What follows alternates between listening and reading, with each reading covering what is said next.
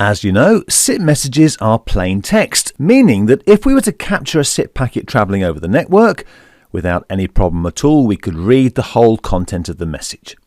So what? Big deal.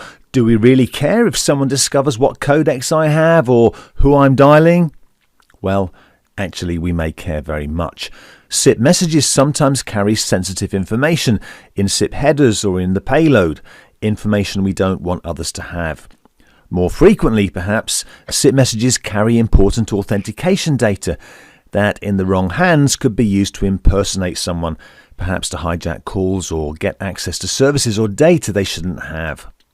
Of course, we need to prevent this, and it's something we can do through Secure SIP or SIP-S. In this lesson, we'll discuss Secure SIP, how SIP-S messages are sent, and the difference between regular SIP and Secure SIP-S.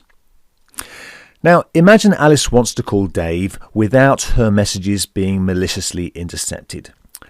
The key to this kind of transport security is not preventing others from getting the request, but preventing them from reading the request, something achieved through encryption inherent in a different transport protocol, not UDP or even TCP, but TLS or Transport Layer Security. Let's look for a moment at TLS. In a secure interaction, each user has two TLS encryption keys, a public key and a private key. To begin the session, they exchange security certificates signed by a well-known third-party certificate authority, or CA. Because Dave trusts the CA and the CA trusts Alice, receiving Alice's signed certificate, Dave too can trust Alice. And the same is true for Alice and Dave.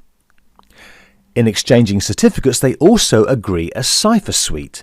Alice then obtains Dave's public key and uses it to encrypt her messages.